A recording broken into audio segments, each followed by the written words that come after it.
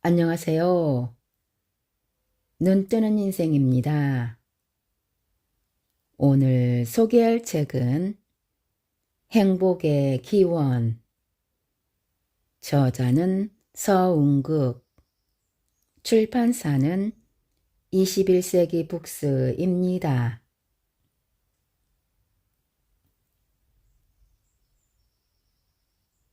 행복은 생각인가?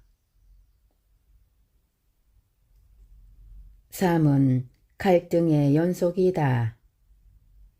이 갈등은 인간의 양면적 모습 사이에 끝없는 줄다리기이다. 무의식적이고 동물적인 우리의 본능이 의식적이고 합리적이고자 하는 문명의 이성과 하루에도 몇 번씩 평생 동안 충돌한다. 시누이가 너무 얄미워 한방 날리고 싶지만 이성의 목소리가 겨우 말린다. 이성신승 세상이 깜짝 놀랄 정도로 살을 빼겠노라 결심하지만 결국 늦은 밤 라면을 끓여 먹고 잔다. 밥도 좀 말아서. 본능 압승. 인간의 진짜 모습은 무엇일까? 철학자들이 수천 년간 펼친 이 논쟁에 끼어들고 싶지는 않다. 양면적 모습을 언급하는 이유는 심리학이라는 학문, 특히 지금까지의 행복 연구는 인간의 의식 수준에서 진행되는 상당히 합리적인 모습에만 너무 몰두했다는 생각이 들어서다. 이런 관점으로 그려진 행복의 정사진에는 정작 결정적인 것들이 빠져 있다. 행복은 본질적으로 감정의 경험인데 마치 머리에서 만들어내는 일종의 생각 혹은 가치라는 착각이 들게 한다. 세상의 많은 책이 행복해지기 위해 의미를 찾아라, 가진 것에 만족해라, 긍정적인 생각을 해라 같은 조언을 한다. 즉, 생각을 바꾸라는 것이다. 맞는 말 같지만 곰곰이 생각해보면 공허한 말장난 같기도 하다. 불행한 사람은 긍정의 가치를 모르는 것이 아니라 그것이 뜻대로 되지 않는 것이다. 행복은 본질적으로 생각이 아님에도 불구하고 자꾸만 생각을 고치라고 조언하고 있다. 이런 식의 행복 지침서를 읽고 행복해지기란 거의 불가능하다. 왜 생각을 바꾸는 것만으로는 행복해지기 어려운 것일까? 결론부터 말하자면 이렇다. 행복은 사람 안에서 만들어지는 복잡한 경험이고 생각은 그의 특성 중 아주 작은 일부분이기 때문이다. 이것이 뜻대로 쉽게 바뀌지도 않지만 변한다고 해도 그것은 여전히 전체의 작은 일부에 지나지 않는다. 사실 인간의 모든 경험은 뇌에서 만들어내는 마법과 같은 놀라운 쇼라고 할 수 있다. 예를 들면 빨간 사과, 빨간색은 사과 안에 있는 것이 아니라 사과 표면에 반사된 빛의 파장이 우리의 시각 세포를 흥분시키고 이 신경 반응을 뇌에서 합성해 빨갛다는 경험을 만들어내는 것이다. 만약 빨간색이 사과 자체에 묻어 있다면 사과는 항상 빨갛게 보여야 할 것이다. 하지만 생명인 내 친구에게는 사과는 빨갛게 보인 적이 없다. 즉, 사과의 빨간색은 사과 속에 있는 것이 아니라 그것을 본 사람의 머릿속에서 생겨나는 경험이다. 그렇다면 빨강이라는 경험을 이해하기 위해 무엇을 분석해야 할까? 세상의 모든 사과? 아니다. 외부의 자극을 합성해 빨강이라는 느낌을 만들어내는 그 경험의 주인, 즉 경험자, 그리고 그 뇌에 대한 이해가 필요하다. 행복도 마찬가지다. 우리가 용돈을 받고 즐거워할 때 느끼는 행복 역시 돈 자체에 있는 것이 아니다. 사과의 빨간색처럼 행복감도 뇌에서 합성된 경험이다. 돈이라는 자극이 뇌의 특정 부위들을 흥분시켜 좋다는 일시적 경험을 합성해 내는 것이다. 돈은 무조건 누구에게나 행복감을 일으키지 않는다. 색깔을 지각하는 것보다도 훨씬 더 복잡, 미묘한 경험이 행복이다. 어쨌든 행복을 이해하기 위해서는 이 경험이 왜, 언제 뇌에서 발생하는가를 알아야 한다. 그래서 이 뇌의 주인에 대한 깊은 이해가 절대적으로 필요하다. 그의 유전자가 박힌 가장 큰 욕망은 무엇인지, 그 뇌는 무엇을 하기 위해 설계된 생물학적 연장인지, 여기에 대한 본격적인 얘기는 뒤에서 하도록 하고, 우선 여기에서는 많은 사람들이 생각하는 뇌의 대표적인 능력에 대한 냉정한 평가를 해보자. 혹시 그 중요성이나 역할을 과대평가하고 있는 것은 아닌지. 의식적으로 생각하는 능력, 분명 인간을 인간답게 만드는 특성이다.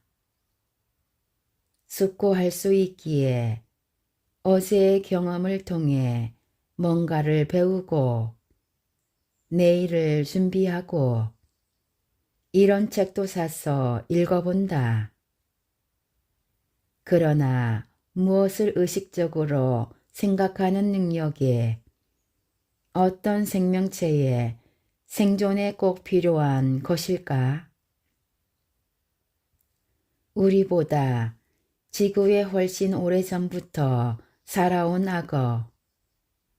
TV에서 보면 녀석들은 진흙을 뒤집어 쓰고 있을 뿐 도무지 고차원적인 생각을 하는 표정이 아니다.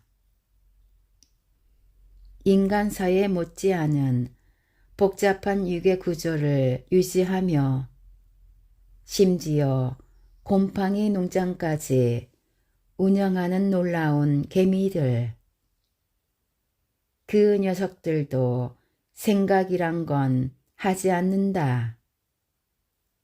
겨울이 다가오면 남쪽으로 이동하는 철새, 그중 반장 철새가 달력의 줄바리를 큰 동그라미로 표시해 놓는 것도 아니다. 새의 뇌는 눈에 닿는 일조량과 햇빛의 미세한 각도 변화를 감지해 이동 시기를 본능적으로 결정한다. 즉, 의식적인 생각은 생명 유지의 필요 조건이 아니다. 인간도 마찬가지다. 호흡, 소화, 혈액순환, 우리의 생명을 유지시키는 거의 모든 생리적 기능들은 자동으로 이루어진다. 이 책을 읽는 동안 심장이 몇 번 뛰었는지, 호흡을 몇 차례 했는지 우리는 모른다. 하지만 분명 심장은 뛰었고 숨을 쉬었다. 우리의 생명을 꾸려나가는 수많은 기능은 자동으로 잘 짜인 프로그램처럼 우리 의식 밖에서 돌아가고 있다. 마치 나의 손발이 스스로 알아서 운전을 하는 것처럼. 요약하자면 의식적으로 생각한다는 것이 생존에 절대 필요한 것도 아니고 일상의 경험들을 하기 위한 필요 조건도 아니다. 최근 많은 학자가 의식적 사고의 중요성이 과대평가되었다고 주장하는 이유다. 하지만 여전히 우리는 이 생각하는 모습을 인간의 대표적 특성으로 꼽는다. 왜 우리는 이성의 능력을 이토록 숭배하는 것인가? 몇 가지 이유가 있을 것이다. 가장 큰 이유는 사람은 자신의 경험 중 의식적으로 생각하는 부분만을 볼 수 있기 때문이다. 그래서 이 보이는 부분이 실제보다 많은 일을 하고 있다고 착각한다. 보이지 않는 것보다 보이는 것이 더 설득력 있어 보이기 때문이다. 그래서 옛 페르시아 왕들은 패전보를 전해 들고 온 병사를 처형했다고 한다. 단지 왕의 눈에 보였다는 죄 아닌 죄로 전염병은 패전의 책임을 과하게 뒤집어 썼다. 하지만 페르시아 왕과 우리는 분명한 차이점이 있다. 왕은 패전의 이유가 전령 때문이라고는 생각지 않지만 우리는 의식적인 부분이 자기 행동의 원인이라고 굳게 믿는다. 큰 오해다. 사실 일상의 수많은 선택과 행동은 의식의 손길이 닿지 않는 곳에서 조용히 이루어진다. 예를 들어 레몬향을 맡으면 사람이 갑자기 청결의 신경을 쓰게 된다. 세척제로 주로 레몬향이 첨가되어 있기 때문이다. 무의식에서 이 둘은 연결된다. 이 두 사건이 연합되는 경우 하나가 활성화되면 거기에 연결된 고리도 함께 활성화된다. 이 과정이 본인도 모르게 자동으로 이루어진다는 점이 문제다. 레몬차를 마시던 엄마가 갑자기 걸레를 찾는다고 하자 왜 그러냐고 딸이 물으면 엄마는 의식 수준에 떠오르는 가장 그럴듯한 이유를 댄다. 저녁에 오시는 손님이 먼지 알레르기가 있으시대.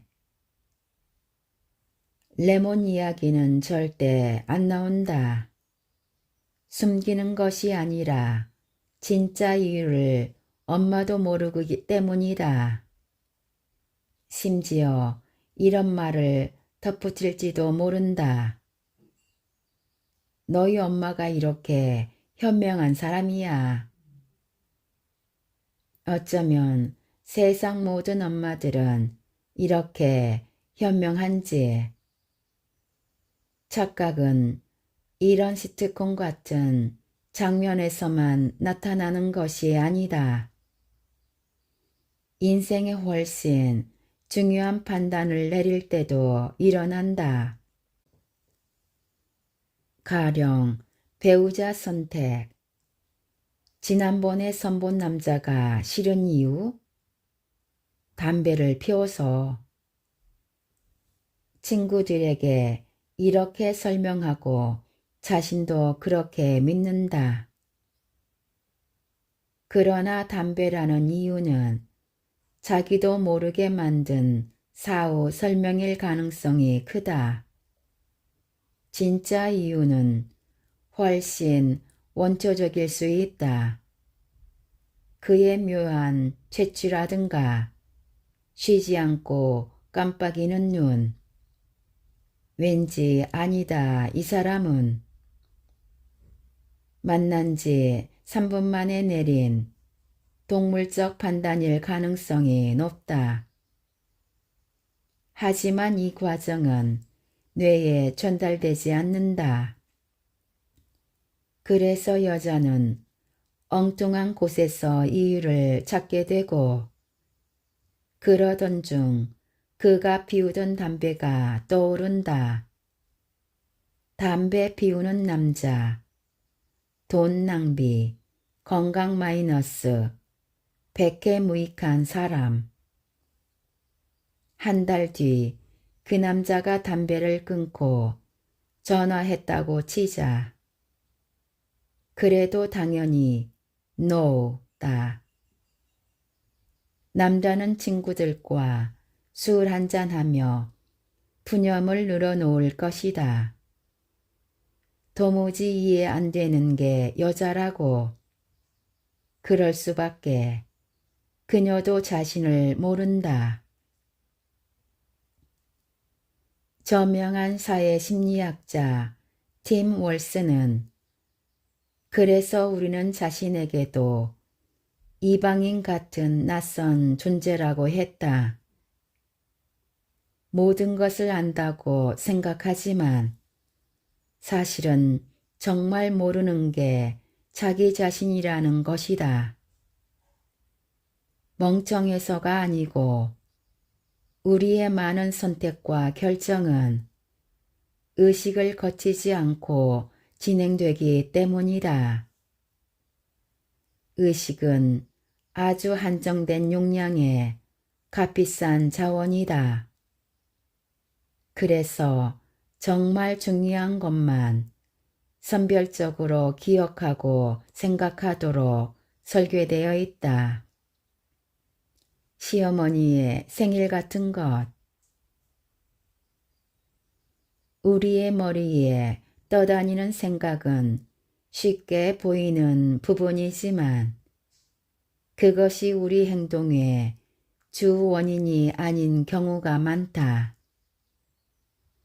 페르시아 왕의 눈앞에 나타난 것은 전령병이지만 그가 패전의 진짜 이유는 아닌 것처럼 눈에 보이는 것이 전부라는 오해를 하면 인간을 그저 생각하는 단백질 덩어리로 착각하며 살게 된다.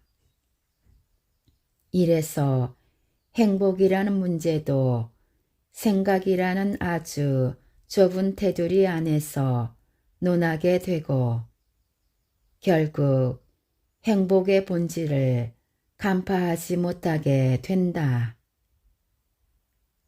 이성의 역할을 중시하는 또 하나의 이유는 그것이 우리의 동물적 본능을 통제하고 다스리기 때문이다. 중요한 기능이다. 이 능력 덕분에 먹고 싶어도 참고 자고 싶어도 새벽까지 공부하고 지금이 아닌 먼 훗날을 위해 산다. 하지만 이성적으로 통제된 행위가 본능적 욕구보다 무조건 좋고 바람직한 것인가?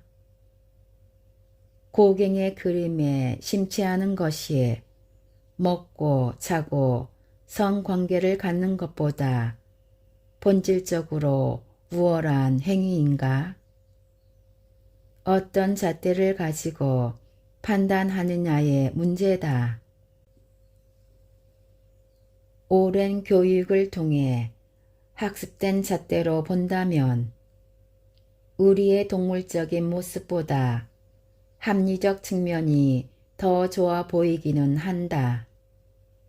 하지만 사회적 가치는 불변의 사실이 아니고 당대의 사람들이 가지고 있는 다수의 의견일 뿐이다. 그것은 문화와 시대에 따라 변한다. 프랑스인에게는 한국인이 개를 먹는다는 사실이 놀랐겠지만 우리는 그들의 달팽이 요리가 거북하다. 가치가 아닌 생존에 기여하는 정도에 대해 생각해 본다면 얘기는 달라진다. 이렇게 생각해 보자. 우리의 본능적 모습을 힘센 말이라고 하고 그것을 통제하는 이성을 말 위에 올라탄 기수라고 하자. 야상의 말들이 생존을 목표로 달릴 때 기수가 탄 말이 혼자 달리는 말보다 반드시 더 유리할까?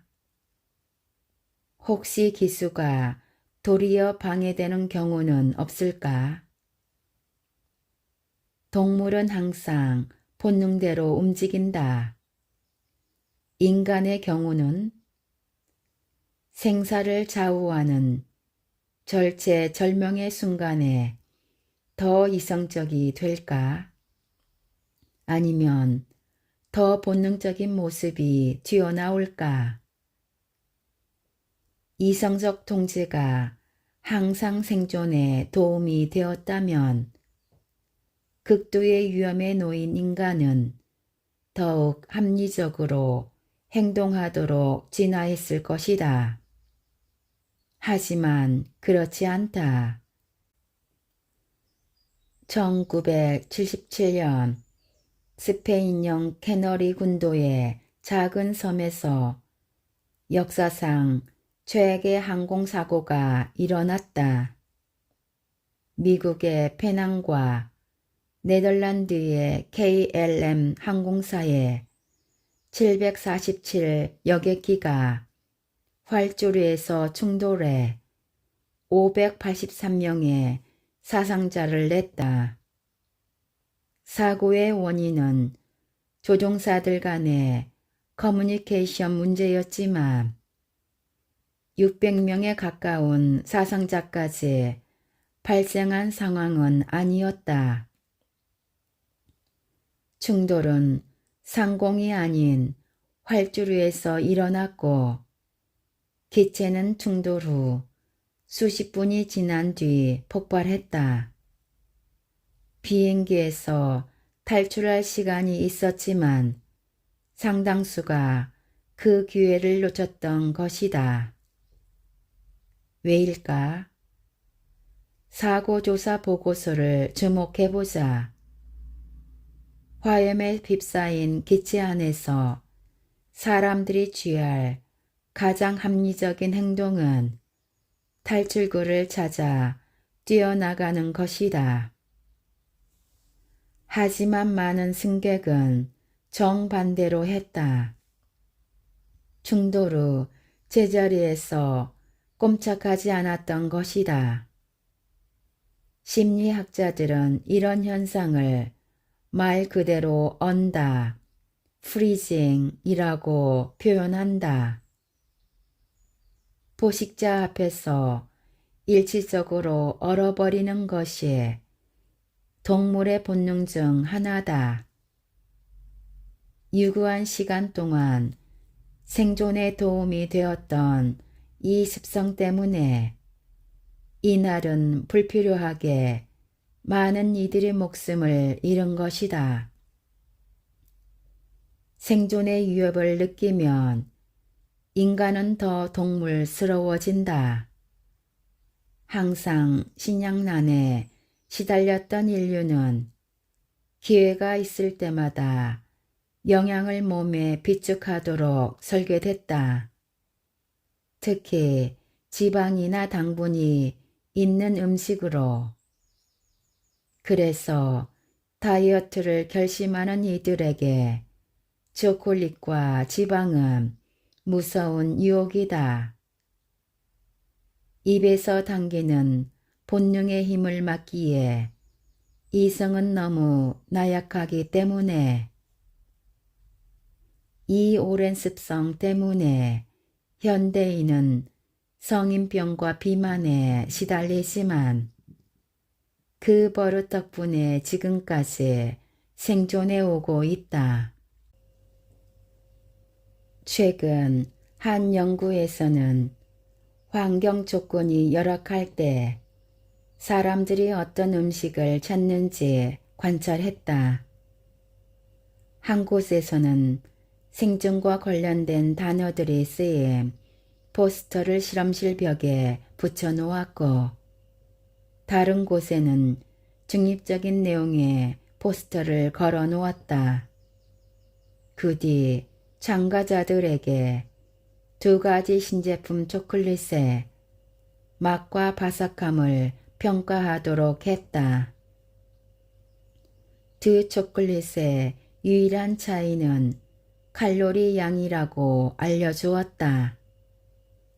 하지만 연구의 진짜 목적은 생존과 중립 조건의 참가자들이 칼로리 양이 다른 두 초콜릿을 각각 얼마나 섭취하는지를 보는 것이었다.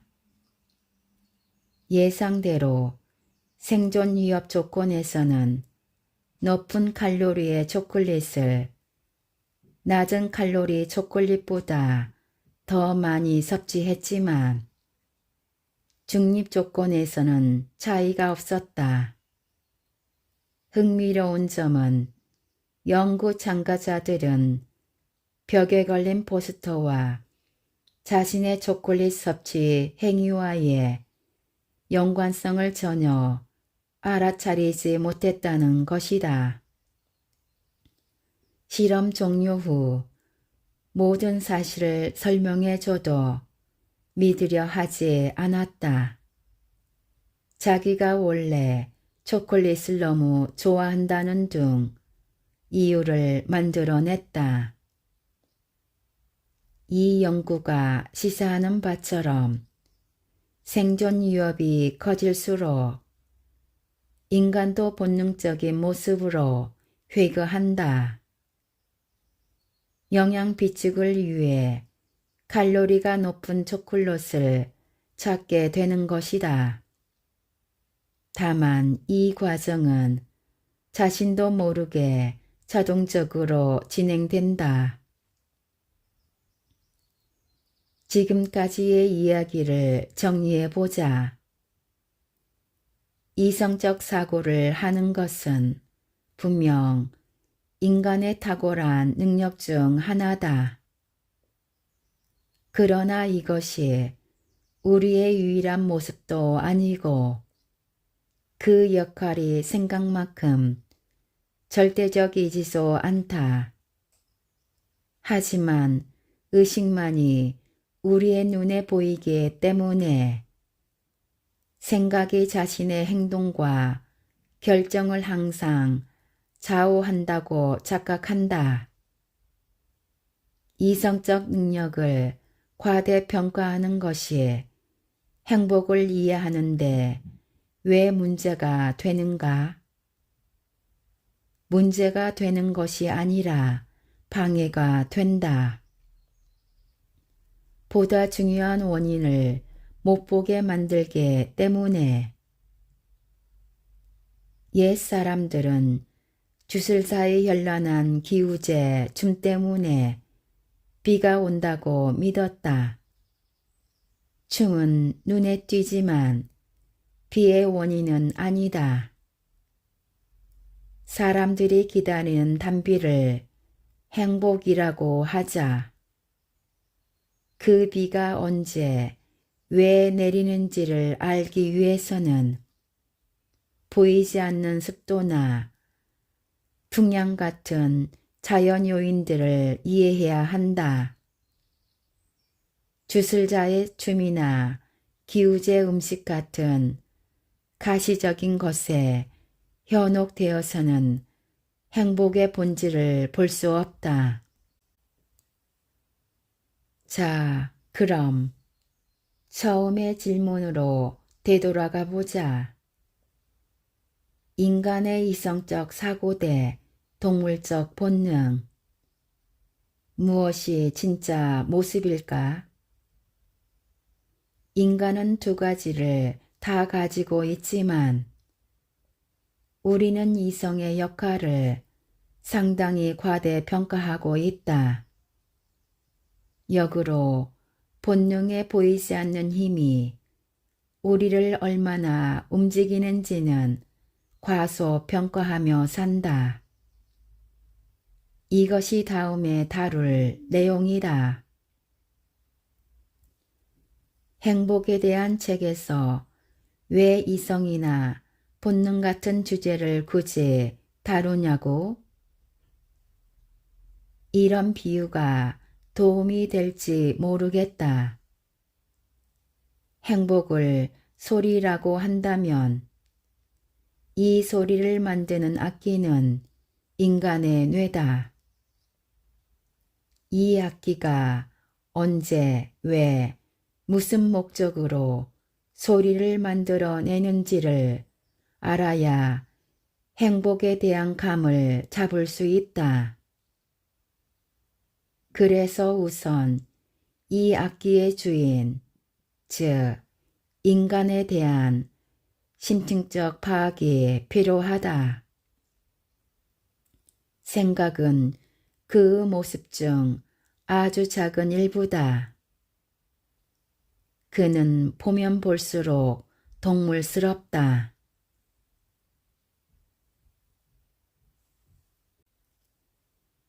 인간은 100% 동물이다. 삶은 또한 경쟁의 연속이다. 입시, 승진, 전철의 빈자리 하나. 무엇이든 자릿수보다 사람 수가 많으면 경쟁은 불가피하다. 그러나 이런 일상의 경쟁들은 자연의 경쟁 앞에서 시시해진다. 이 자연의 경쟁은 바로 생존이다. 우선 스케일 자체가 다르다. 큰 연봉이나 그럴듯한 대학 간판을 놓고 벌이는 싸움이 아니다. 자연의 생존 경쟁은 말 그대로 생명을 건 싸움이다. 승자는 후손을 통해 자신의 생명을 지속하지만 나고자는 더 이상 생명체가 아닌 싸늘한 물질로 되돌아간다. 경쟁 중 최고의 경쟁이 바로 생존인 것이다. 경쟁률 또한 대단하다.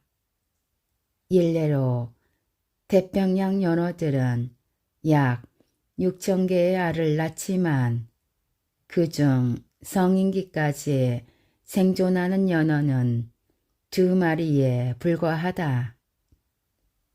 약 3,000대 1의 경쟁률.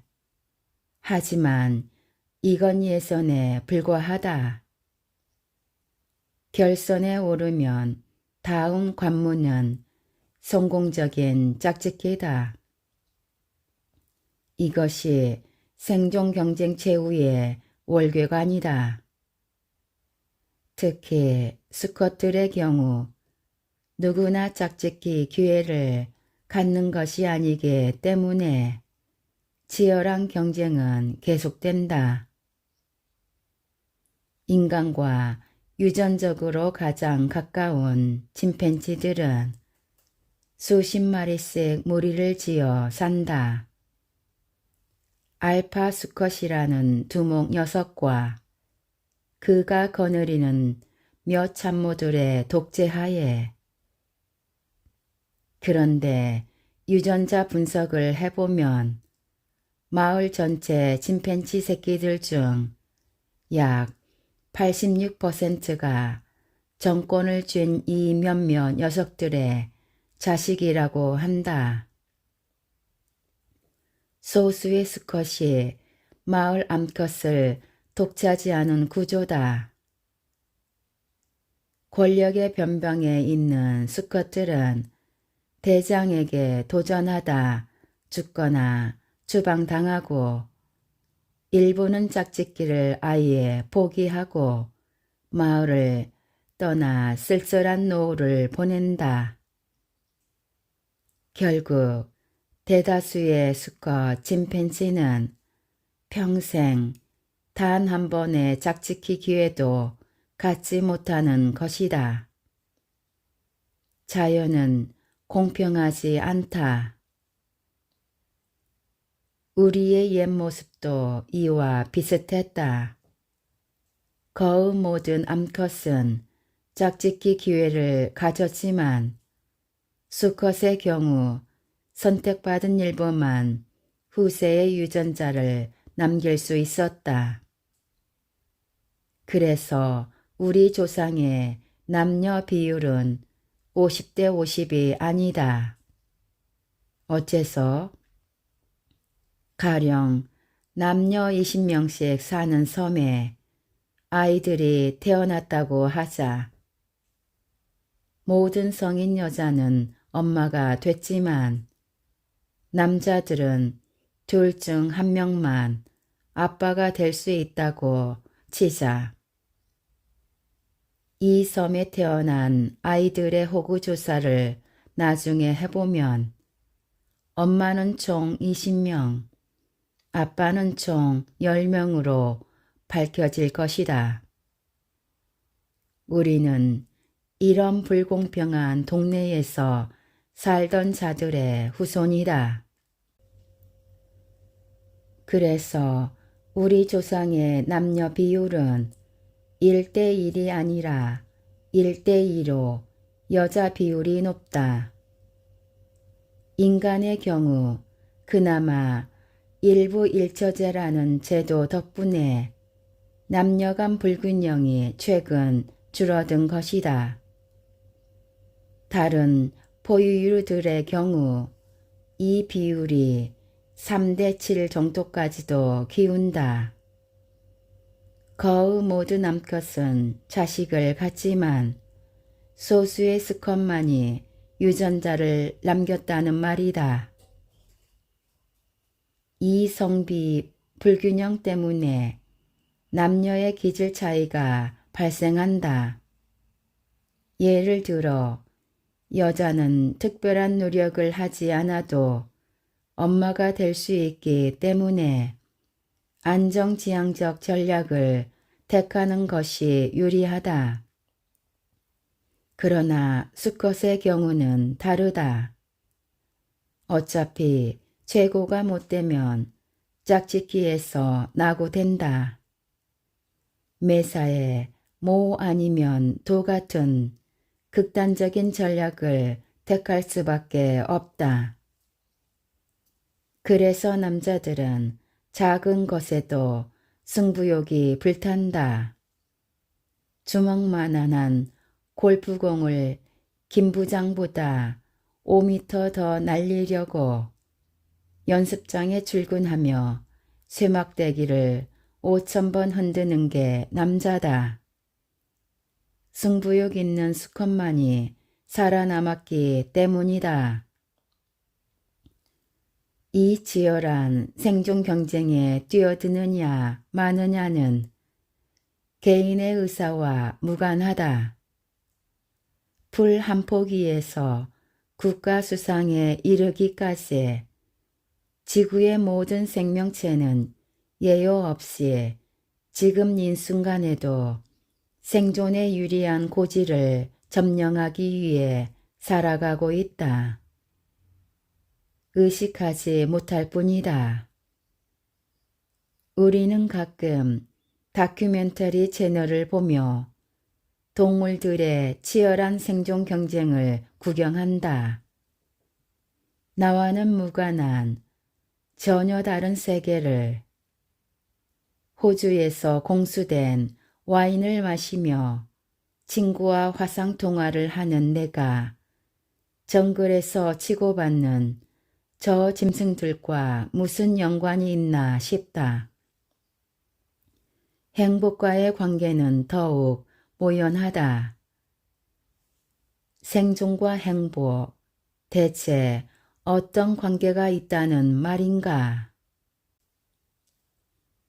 행복은 뇌에서 만드는 소리라는 비유로 되돌아가 보자.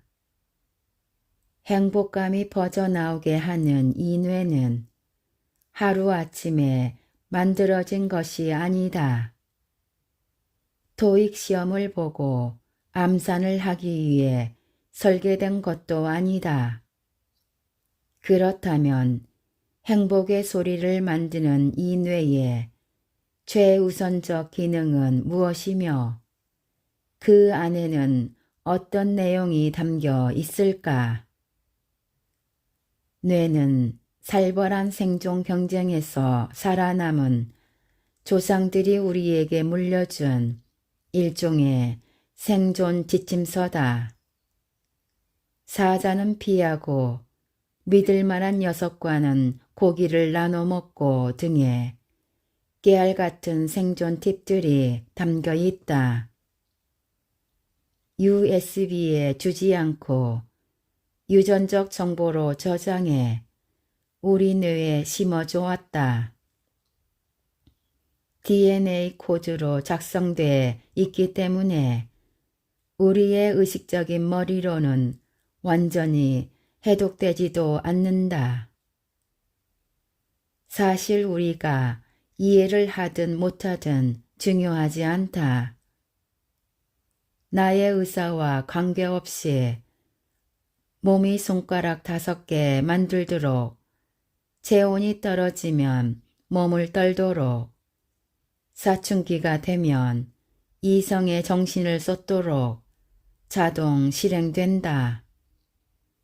뇌는 생존 경쟁에서 직면하게 되는 과제들이 무엇이고 이들을 가장 효과적으로 해결하는 방법은 무엇인지를 담고 있는 수백만 년간의 생존 기록서다. 물론 우리가 사는 21세기의 세상과는 더 이상 맞지 않는 습성도 있다. 앞에서 말했듯 식량 문제가 해결됐지만 아직도 우리 몸은 지방이나 달콤한 음식에 정신을 못 차린다. 과거 우리에게 기묘했던 생존 장치가 이제 약보다 병이 된 것은 우리 뇌가 문명의 변화 속도를 따라잡지 못했기 때문이다. 미국 시카고 대학의 제리 코인 교수에 의하면 호모사피엔스가 문명인의 모습으로 산 것은 진화론적 관점에서 보면 정말 잠깐이다. 인간이 농경생활을 하며 본격적으로 문명을 가진 것은 길게 잡아야 6천년 전부터다. 세대로 따지면 약 250세대. 인간과 침팬지가 진화의 여정에서 갈라진 것은 대략 600만 년 전이라고 한다. 약 30만 세대 전. 막연한 숫자다. 이렇게 바꿔보자. 시간을 1년으로 압축한다면 인간이 문명 생활을 한 시간은 365일 중 고작 2시간 정도다. 364일 22시간은 피비린내 나는 싸움과 사냥, 그리고 짝짓기에만 전념하며 살아왔다. 동물이기 때문에. 그러나 우리는 1년 중 고작 2시간에 불과한 이 모습에 너무나 익숙해져 있다. 그래서 어처구니 없게도 우리는 더 이상 동물이 아닌 줄 안다. 3살 버릇 80까지 간다던데 과연 600만 년간 유전자에게 새겨진 생존 버릇들이 그렇게 쉽게 사라질까? 절대 그럴 수 없다. 인간은 여전히 100% 동물이다. 바로 이것이 최근 심리학계를 뒤흔드는 연구들의 공통점이다. 이 주제는 19금 내용이 많은데 이를 처음 접한 독자들은 당황할 수 있다. 말도 안 된다. 심리학자들은 뭐가 좀 이상해 싶을 것이다. 나도 이런 연구들을 거부감 없이 받아들이기까지는 몇 년의 생각과 공부가 필요했다. 당혹감이나 의혹, 심지어 약간의 불쾌감까지 생길 수도 있는데 자연스러운 반응이니 이 책을 당장 집어 던지지는 말았으면. 지금까지 행복의 기원에서 일부 발췌하여 읽어드렸습니다. 좋은 책을 써주시고 편해주셔서 고맙습니다. 우리 모두 책을 읽고 점점 더 성장해 갔으면 합니다. 감사합니다.